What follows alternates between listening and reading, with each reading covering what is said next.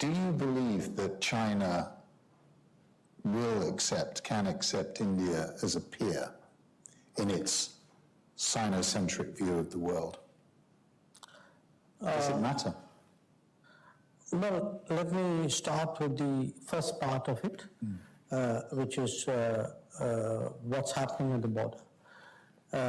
As you know, we had a border dispute pretty much from the time when they had the revolution and we got our independence. It took about a decade for this to really come out. You know, initially they were a bit evasive about it. Their maps depicted the border in terms of their claims, and they avoided, engagement in the initial years. But by the second half of the 1950s, it was very clear to us that we had a very serious issue on our hands. And then in 1962, we had a border conflict, and they got the better of it. Now, from 1962, in fact,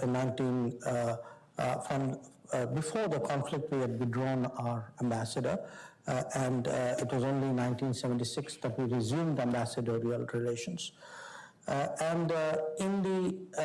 It took another decade really for a Prime Minister of India to go to China and sit down and discuss the relationship with them.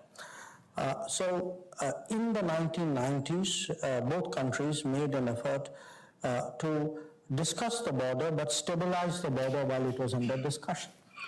And the arrangements we arrived at in the early 90s, in 93 and 96 specifically, lasted really till 2020.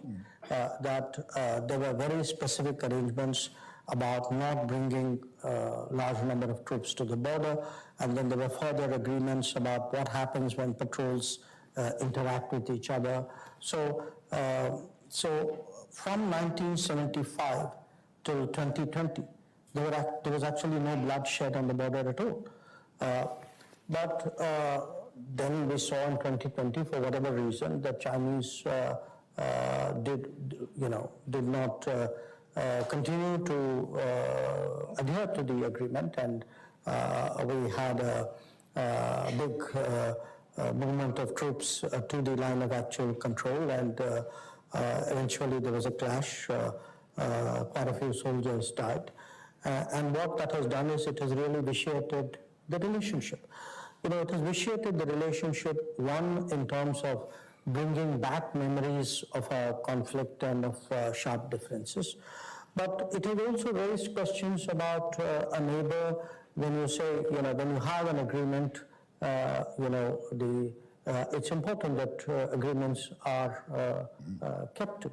And when that doesn't happen, that too has consequences in terms of credibility and trust. So you're making some progress in the talks? The talks there are places where, because we responded again by moving troops in very large numbers.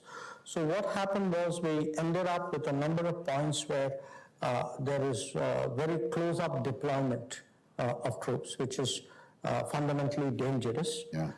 And our efforts since 2020, since September, I met Foreign Minister Wang Yi in Moscow in September of 2020, and we agreed, okay, let's find a way by which both of us go back to our traditional bases, so that we don't have that very close-up deployment and all the frictions that arise from it.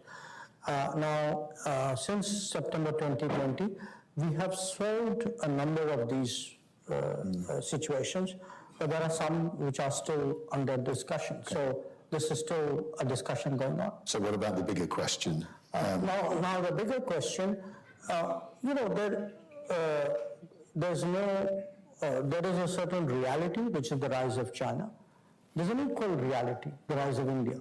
The rise may be different, the time frame may be different, the quantitatively or qualitatively they may not be identical. But the fact is, as two countries who are really proximate neighbors, who are the two oldest civilizations of the world, who have survived as nation states, who are in a way exceptional nation states because they are civilizational ones. I think there are realities that need to be recognized, and perhaps each one of us has some tradition of how we look at the world, but traditions at the end of the day also have to take into account contemporary realities.